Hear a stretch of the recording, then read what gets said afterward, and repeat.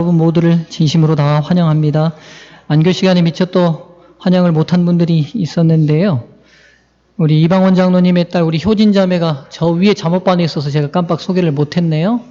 예, 함께 안식일 예배에 참여함을 기쁘게 생각합니다. 그리고 우리 청년 학생반에 민재, 은지, 루빈이, 우리 선민 형제까지 여러 친구들이 다 함께 명절을 맞이해서 온 걸 진심으로 다 환영합니다. 그리고 특별히 아마 광주가 고향이셔서 저희 교회를 좀 방문하신 분들이겠는데 서울 봉화교회에 출석하고 계시는 우리 김성희 집사님 가족들 함께 참석하셨는데 잠깐 좀 일어나시겠습니까? 예, 환영해 주시면 좋겠습니다. 예.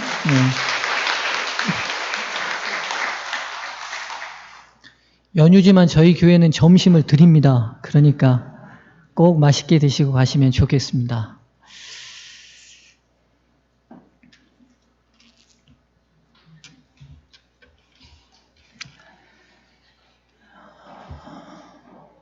명절이라 어떤 말씀으로 우리 하나님의 은혜를 함께 나눌까 하다가 고향을 방문하는 여러분들도 계실 터이고 해서 오늘은 영원한 그리움이라는 제목으로 하나님의 말씀을 좀 전하겠습니다.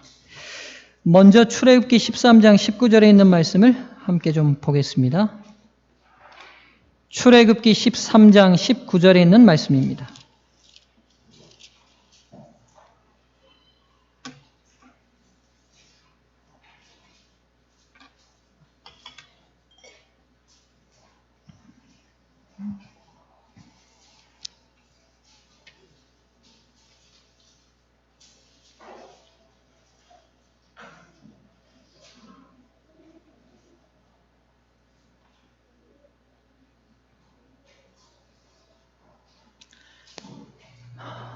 우리 앞에 화면이 떠 있는데요. 함께 좀 봉독할까요? 시작. 모세가 요셉의 해골을 취하였으니 이는 요셉이 이스라엘 자손으로 단단히 맹세케 하여 이르기를 하나님이 필연 너희를 권고하시리니 너희는 나의 해골을 여기서 가지고 나가라 하였음이었더라. 이스라엘 민족의 역사의 획기적인 전환점이 역사에 몇 기로가 있습니다만 그 중에 하나가 430년의 노예 생활을 마치고 드디어 출애굽했던 이 역사일 겁니다. 그래서요, 이 출애굽의 역사는 단순히 기독교인들만이 중요하게 다루는 게 아니라 일반인들도 굉장히 이 다이나믹하고 역동적인 내용들이 많다 보니까 영화로도 많이 만들어졌죠.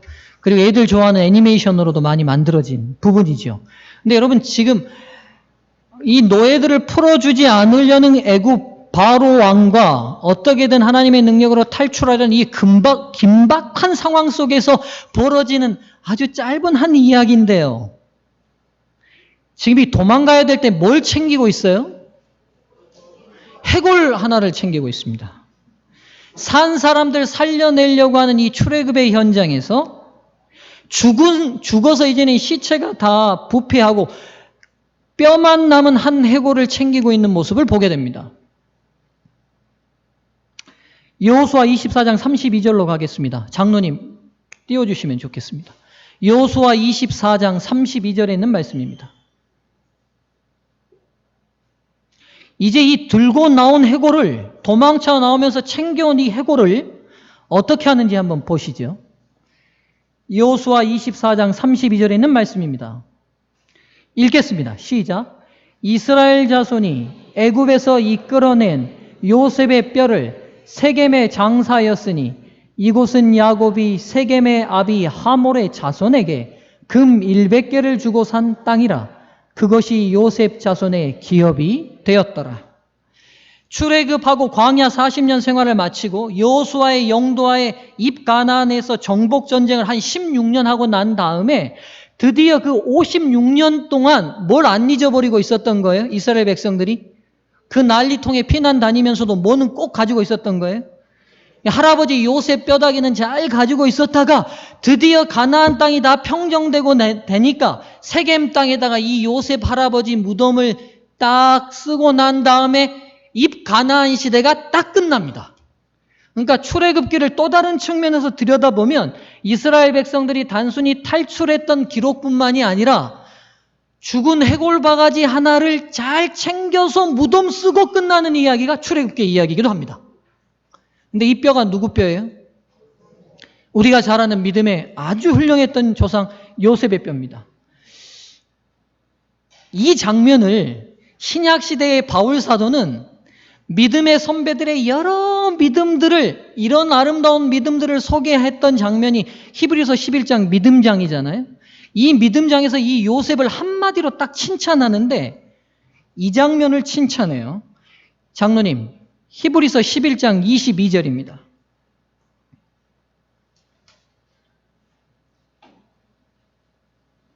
함께 읽겠습니다. 시작. 믿음으로 요셉은 임종시에 이스라엘 자손들의 떠날 것을 말하고 또 자기 해고를 위하여 명하였으며. 그러니까 여러분, 요셉의 믿음이 얼마나 대단한지는 우리가 제가 익히 설명 안 해도 여러분 다 아실 겁니다. 왜냐하면 성경에 흠이 없이 기록된 몇 믿음의 조상들이 계신데 그 중에 한 분이 요셉이에요. 요셉은 생애 가운데 흠집이 안 보입니다. 성경에 기록된 흠집이 없어요. 다윗같이 훌륭했던 언약의 사람도 그의 인생 가운데 여자 문제로 쓰러지고 넘어지고 좌절했는데, 그리고 아브라함 같은 믿음의 조상도 앞에 믿음의 조상이라는 타이틀이 붙었던 아브라함조차도 하나님이 주겠다는 약속 믿지 못하고 종과 함께 혼인하여 이스마엘을 낳는 믿음 없는 행동을 했음에도 불구하고 이 요셉의 생애 가운데는 믿음 없는 장면이 등장하지 않아요. 그런데 여러분, 놀랍게도 사도 바울이 이 성경 주석을 달면서 믿음의 조상들의 믿음을 칭찬하면서 이 요셉에게 있어서는 믿음 있는 여러 장면이 많아요. 제가 볼 때는 요셉에게서 아름다운 여러 장면들이 있는데 형들을 용서한 장면, 여러분 얼마나 아름답지 않습니까? 자기를 팔았던 형들을 용서해요. 그리고 그 모든 식솔들을 애굽의 총리로서 다 걷어서 키워내요. 얼마나 아름다운 사람이에요. 그런데 그 모든 칭찬들은 다 삭제한 채 한 줄로 칭찬해놨는데 뭐만 칭찬해놨냐면 죽을 때 자기 해골을 애굽에다 묘 쓰지 말고 어디 가서 묘 쓰라고 말한 게 가나안 땅에 들어가서 거기다가 묘 쓰라고 한 것이 요셉의 믿음의 정수다라고 표현해 놓습니다. 도대체 이게 왜 믿음의 정수냐 이거죠. 도대체 요셉 생의 그 아름다웠던 많은 장면들은 다 생략한 채 왜 요셉이 마지막 임종하면서 그의 모든 자손들에게 내가 죽거든 분명히 너희들이 이 땅을 탈출하여 나갈 것인데 나갈 때에 너희만 나가지 말고 백골이 된 내 유골이라도 꼭 가지고 나가서 약속의 땅에 묻어라. 근데 그걸 맹세시켰거든요. 이게 그의 믿음의 최고의 정수라고 바울 사도가 평가합니다. 그리고 그것대로 이스라엘 백성들은 탈출하는 그 틈바구니에서 요셉 묘 뼈다귀 챙겼다가 드디어 전쟁하고 싸우고 하는 그 혼란스러운 틈에서도 그 뼈 잊어버리지 않고 56여 년의 세월이 지나고 난 다음에 그 묘를 세겜 땅에 장사 지내면서 출애굽의 역사를 일단락시켜요. 이게 아름다웠던 믿음의 장면으로 바울이 기록하고 있습니다. 예, 제가 또 저기서 설교를 또 하고 있네요. 여러분, 이게 왜 아름다운 믿음의 정수냐는 거예요. 왜 그렇습니까? 요셉이 그러면 직접 했던 임종의 현장으로 가보겠습니다. 장로님, 창세기 50장입니다.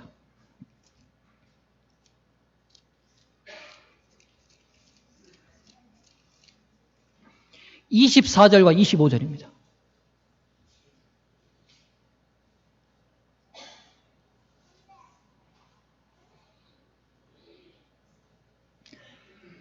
예.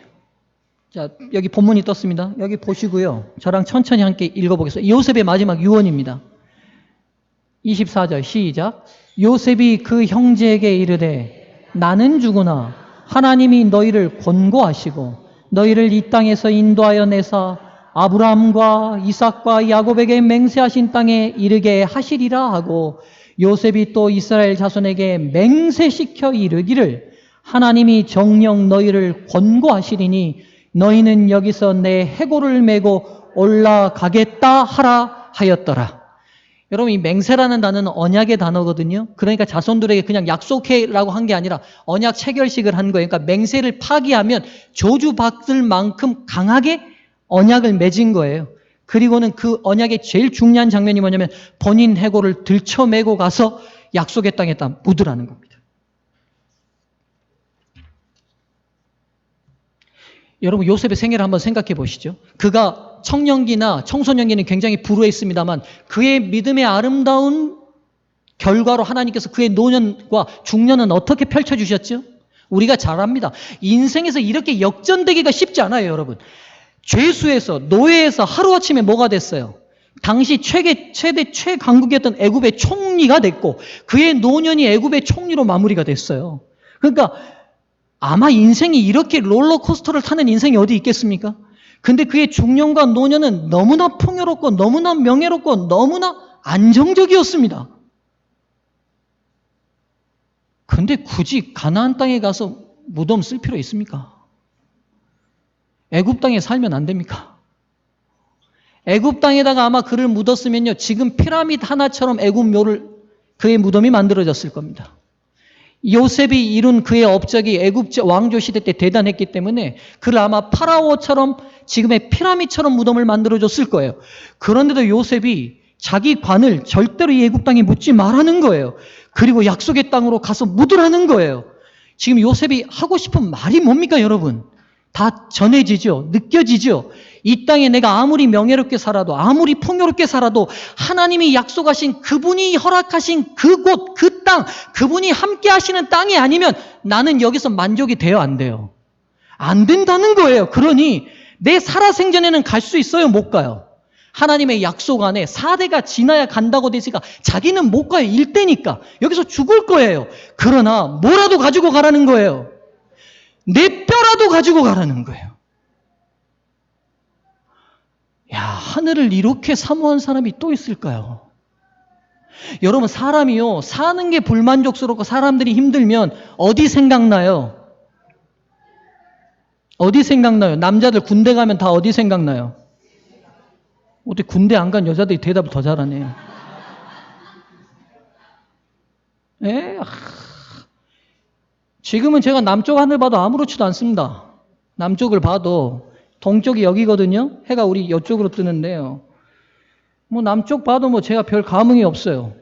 근데 군대 가가지고 6주 동안 진짜 죽도록 뺑뺑이 시키고는 조교들이 다들 고향 앞으로 그래요. 그럼 남쪽에서 온 놈들은 남쪽으로 쓰고 북쪽에서는 북쪽으로 쓰고 동쪽으로 서쪽으로 다 써요. 그리고는 뭐라고 그러냐면 이제 노래한다. 어머니 은혜 나 실제 괴로움 조폭했다 하고 온 놈들도 다 울어. 사시미 칼 휘두르고 온 놈들도 다 울어요. 제가 전라도 군본들이 갔는데 아이고 전라도 진짜 살아온 이야기들 들어보니까 인생 다들 어떻게 이렇게 살았는지 별놈이 다 있어요. 나도 그 별난 점의 하나겠지만 그런데도 고향 앞으로 서서 나 실제 첫 소절을 못 불러요. 나 실제 이러면 그대로 노래가 하나도 안 들려. 창피하고 부끄러운 것도 없어요. 다 펑펑펑펑 울고 그때처럼 살면 다 효자로 살 건데요. 남자들은 정기적으로 군대를 보낼 필요가 있어요. 제가 볼 때는.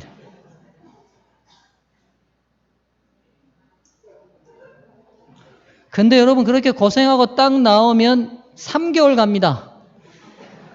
그 3개월 뒤에 또 어떻게 돼요? 똑같이 돌아가죠.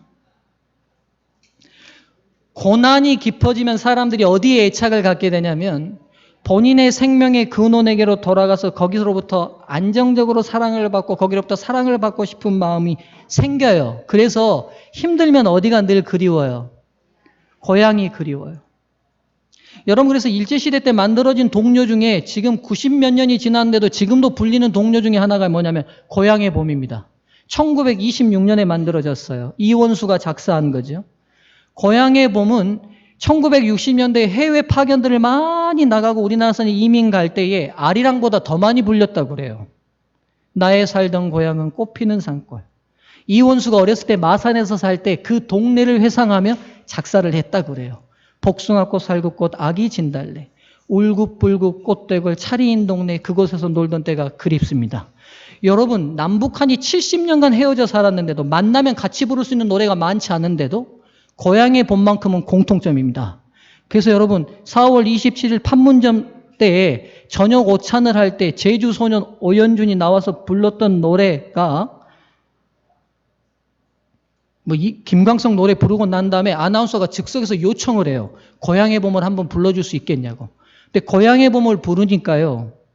김정은 위원장의 부인 이설주도 따라하고 그 동생 김여정도 따라해요. 70년을 흩어져 살아도 생명을 낳은 고향에 대한 향수는 우리 모두의 공통분모예요. 공통분모예요. 근데 여러분, 이 땅에서 살기 편해지고 그 땅에서 풍요롭게 살고 정부 치고 살면 거기가 뭐 돼버려요? 고향 돼버려요. 근데 놀라운 게 있어요. 요셉은 애굽이 고향이나 진배 없어요. 가나안 땅에서는 청소년기 살다가 팔려왔고 청소년기 이후에 중학교, 고등학교, 대학교 이후부터 늙어 죽을 때까지 다 어디서 살았냐면 애굽에서 살았어요. 못 살았어요? 지질이 궁상만께요? 아니요. 모든 부귀와 공명을 다 누리고 사람들로부터 존경받고 사랑받고 살았어요. 그런데도 그의 마음속에 어디를 향한 그리움을 어떤 것도 해칠 수 없는 거예요. 어디에 대한 그리움이요? 하나님이 약속하신 약속의 땅, 그 가나안에 대한 그리움은 마음에 사무쳐서 잊을 수가 없는 거예요. 소중한 교회 성도님들이시여, 여러분들의 모든 생애 가운데 하나님이 물질적으로도 육신적으로도 다 축복하시기를 원하고 다 잘 살기를 원합니다만 제가 두려운 게 있습니다. 너무 풍요롭고 너무 명예롭고 너무 안락해서 우리가 진짜 가야 될 본향을 잊어버리고 살지는 않는지요? 잘 먹고 잘 살면 안 죽습니까? 다 죽습니다. 안 늙습니까? 다 늙습니다. 예고 없이 질병과 병이 찾아오고요. 사단이 지배하는 이 세상에서요. 잘 살든 못 살든 잘 산 사람의 마지막 결론이 전도서입니다. 헛되고 헛되며 헛되고 헛되니 모든 것이 헛되도다. 부인 3,000명 둔 사람이 한 말입니다. 부인한테 만족 못하는 남성분들 그 전도서 보고 잘 생각해 보세요. 만족 못해서 3,000명 두고 살아봤는데 1,000명이죠. 공식적인 수가 비빈이 300이고 왕비 후궁이 700이라고 하니 공식적인 수가 1,000명인데 솔로몬은 능력자의 하늘 가면 좀 물어봐야 돼요. 어떻게 1,000명을 거느렸는지. 세상의 모든 미모의 여성들 다 데리고 살아보니까 내 인생 잘 살았다고 결론 내려야 될 거 아니에요. 전도서에다가. 그래야 될 거 아닙니까 여러분?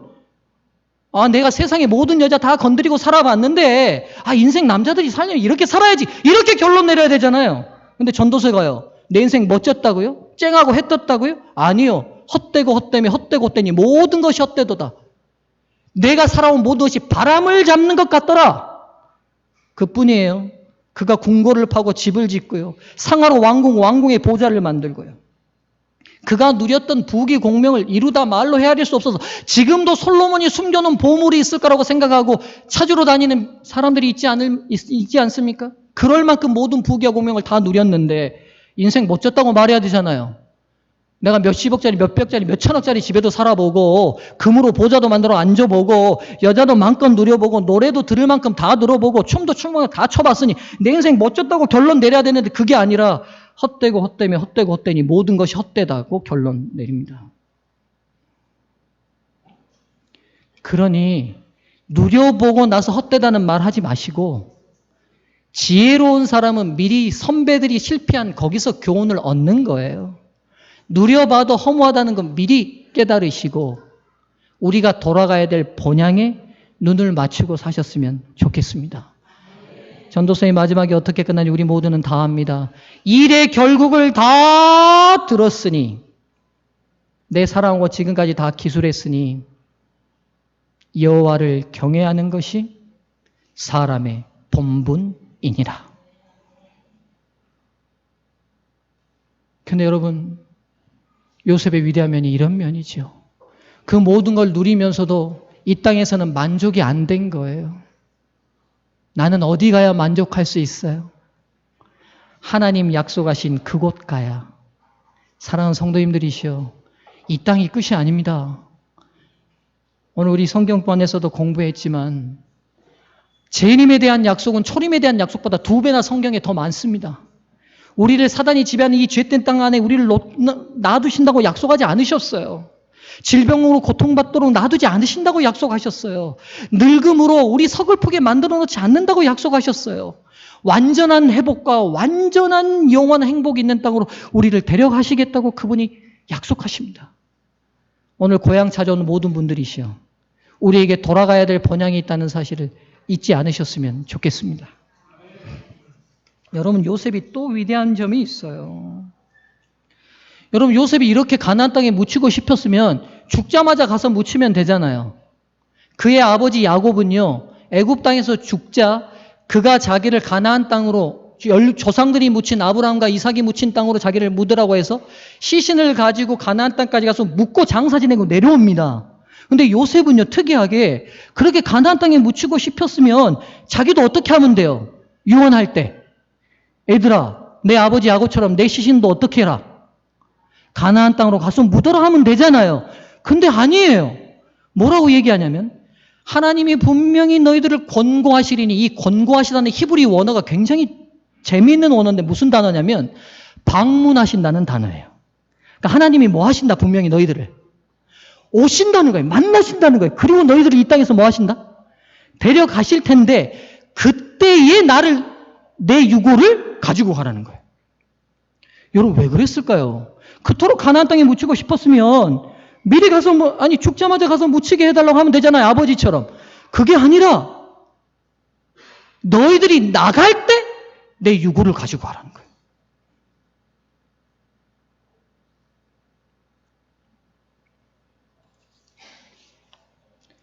앞뒤로 왜 그랬는지 잠깐 동안 토의하겠습니다.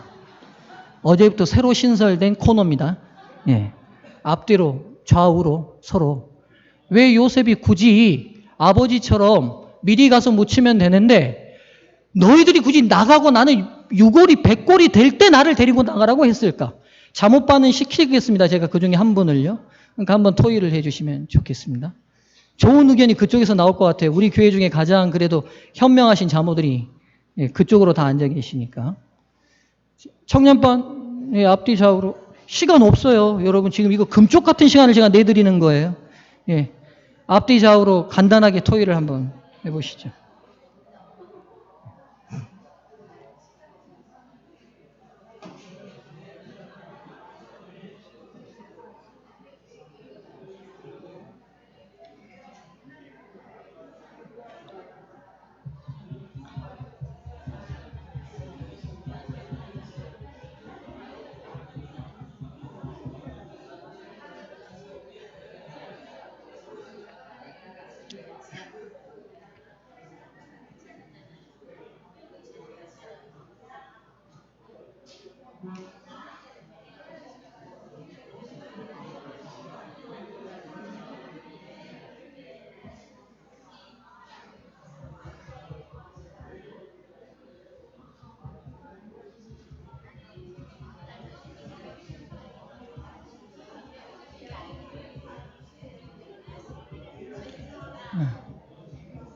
토의하시면 제 눈치는 보실 필요 없는데 제 눈치를 보시네요.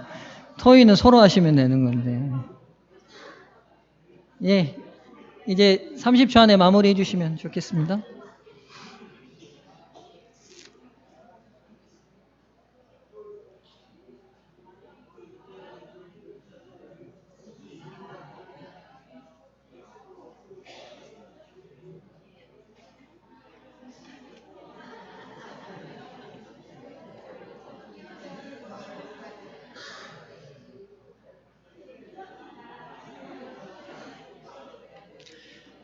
예, 이제 저를 집중해 주시면 좋겠습니다. 여러분, 제가 앞에서 여러분들이 이렇게 도란도란 이렇게 토의하시는 모습이 제 눈에는 얼마나 사랑스러운지 몰라요.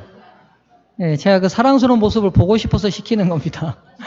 여러분, 그렇게 함께 마음에 담은 말씀을 나누는 모습이 제 눈에는 참 아름답게 보입니다. 자, 본문으로 돌아가죠. 그래, 그토록 그리워하는 거 알겠어요. 그럼 그리우면 죽기 전에 가서 몇 자리 써놓고 가서 뽕당 들어가면 되지. 예.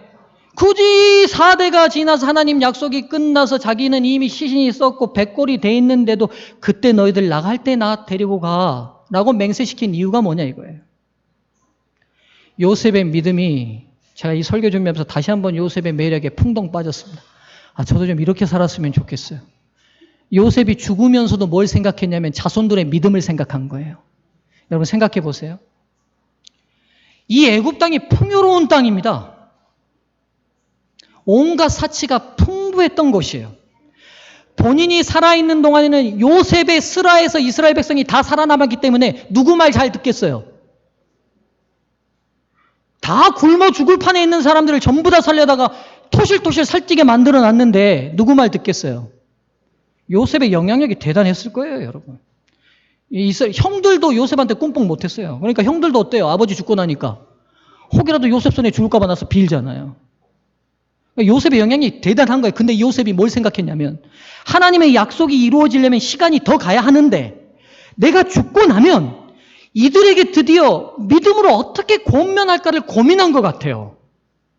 그리고 어떻게 권면한 거예요? 나 죽으면 나 가나안 땅 너무 가고 싶으니까 나 묻어줘. 이렇게 할 수 있는데 아니다. 내가 죽어서라도 이들에게 교훈할 방법이 없을까를 생각한 것 같아요. 그리고는 자손들을 다 모아놓고 뭐라고 얘기한 거예요? 하나님이 분명히 약속하셨는데 그분이 너희들을 방문하신다. 그리고 너희들을 이곳에서 데려가신다. 그때에 나 데리고 가. 이 유언을 이스라엘 백성이 다 들었으니까요. 애굽에서 풍요롭고 잘 살 때 그들이 요셉의 관을 볼 때마다 잘 살던 시대는 이렇게 얘기했을 것 같아요. 제가 상상을 해봤어요.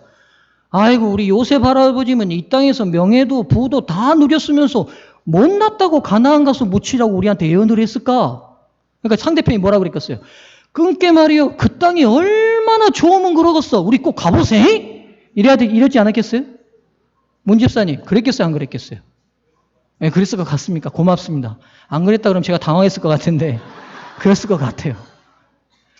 근데 여러분 요셉이 죽고 난 다음에 얼마 되지 않아서 그 땅이 어떻게 되냐면 이스라엘 백성들의 삶이 완전히 역전돼 버렸어요. 노예 삶으로 다 타락해 버렸어요. 고난이 엄청 심해졌어요. 풍요로웠을 때는 그들이 요셉의 관을 보고 저렇게 부귀공명을 누린 분이 가고 싶은 그 땅은 이것보다 더 좋은 곳이니까 가고 싶지 않겠어. 그러니까 우리 부귀공명 누리더라도 그 땅 꼭 갑시다라고 했겠죠. 근데 이제는 고난이 닥쳐왔어요. 노예 생활이 됐어요. 남자 사내 아이들을 다 죽이라는 명령이 떨어질 만큼 그들이 죽음의 공포 속에 시달릴 때도 이제는 관 앞을 지나가면서 뭐라 그랬겠어요? 요셉 할아버지가 분명히 우리 나간다고 말했고 자기 유고를 가지고 나가라면 이분이 허튼 말 하실 분이 아니니까 지금 힘들더라도 뭐 합시다? 조금만 참읍시다. 분명히 어디 간다? 하나님이 방문하셔서 우리 간다. 그러니 풍요로울 때도 요셉에 관한 교훈이 됐고 고난이 있을 때도 요셉에 관한 교훈이 됐던 거예요. 제가 오늘 아침에 말씀 정리하면서 나는 살아생전에만 하나님께 충성하려고 그랬거든요. 근데 제가 꿈을 바꿨습니다. 묘를 집안에다 써야 될 것 같아요. 우리 애들 앉혀놓고 나 죽으면 내가 죽거든 화장해서 유고를 어디를 이사 가든 너희들 꼭 가지고 다녀라. 예수님 재림하시면 나 거기서 다시 일어난다.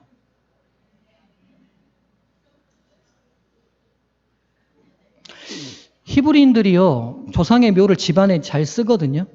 관을 보관해요. 제가 그 이유를 몰랐는데 요셉 때문이라는 것을 제가 추론하게 됐어요. 요셉 진짜 멋진 믿음의 조상 아닙니까? 서정한교회 장로님들이시여 장로로 현직 봉사할 때를 뛰어넘어 죽도록 이런 교훈을 남기는 멋진 믿음의 선배들이 우리 서정한교회 장로님들이 되시기를 주님의 이름으로 축원합니다. 네.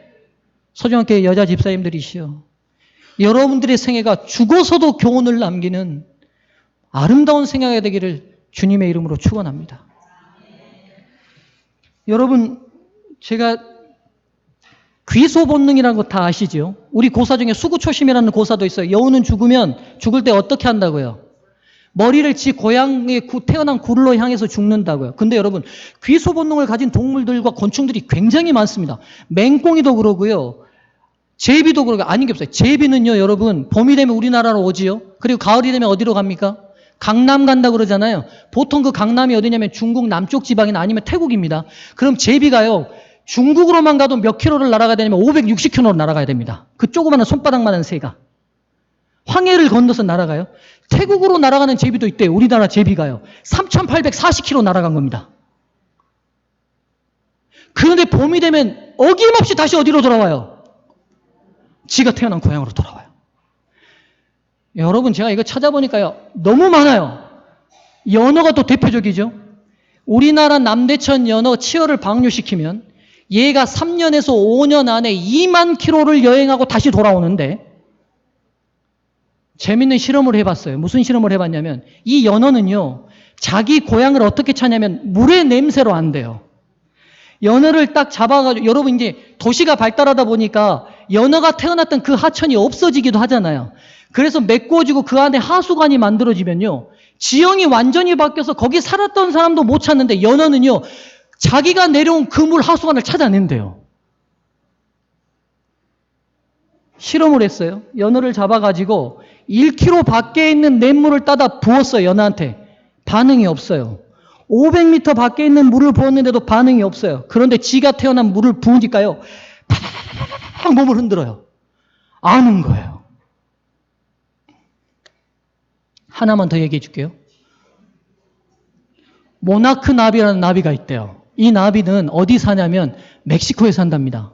엄청난 군락을 이룬대요. 그래서 관광지로도 굉장히 유명하다는데, 멕시코 중앙 지역에서 태어났는데, 이 나비가요, 그 조그만한 날개로 그 지 동네에서나 살다가 죽으면 될 것인데, 여행을 시작하는데 얼마를 가냐면 1만 킬로미터를 여행한답니다. 그래서 어디까지 올라가냐면 멕시코를 지나 그 넓은 미국 대륙을 지나 캐나다까지 갔다가 어김없이 다시 돌아오는데, 어디까지 돌아오냐면 멕시코 중앙에 있는 자기가 태어난 숲까지 다시 돌아오는데, 나비 수명이 길지 않잖아요. 4대째 만에 돌아온답니다. 나비만 또 못한 인간들 많죠. 제가 볼 때, 여러분, 그럼 나비가 무슨 지능이 있습니까? 나비는 뇌도 없어요. 도대체 그 먼 거리를요, 또 대도 넘어가요. 2대, 3대 다 넘어갔다가 4대째 증손자가 증조 할아버지 태어난 곳으로 돌아오는 거예요. 누가 이렇게 하시는 겁니까? 하나님이 이렇게 하시는 거죠. 왜요? 못담시 이 미물도 자기 본향을 향하여 간다. 내 형상으로 만든 너희들이 하늘 본향 잊지 말고 꼭 돌아갈 그날 바라보며 믿음으로 승리하라는 하나님의 약속의 말씀이 아니겠습니까?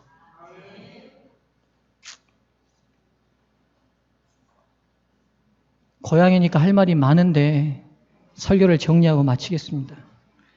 제가 그러면서 이 설교를 어떻게 마무리할까 생각하다가 고향의 봄 노래를 개사했습니다. 제가 요즘 개사의 맛을 들여가지고, 우리 민족의 향수를 달렸던 이 고향의 봄을요, 제가 이렇게 개사했어요. 우리 살던 본향은 하늘 에덴 동산, 생명나무 생명수 흐르는 천국, 예수님과 함께 걷던 행복의 동산, 그곳으로 돌아갈 날 기다립니다. 이 노래를 찬양하고 제가 오늘 설교를 마무리하겠습니다. 우리 살던 본향은 하늘 에덴 동산, 생명나무 생명수 흐르는 천국, 예수님과 함께 걷던 행복의 동산, 그곳으로 돌아갈 날 기다립니다.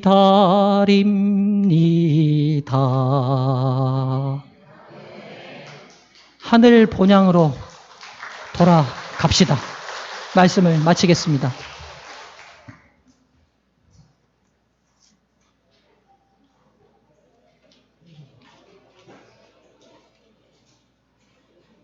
말씀 감사합니다. 이 시간에는 준비하는 헌금하는 시간입니다.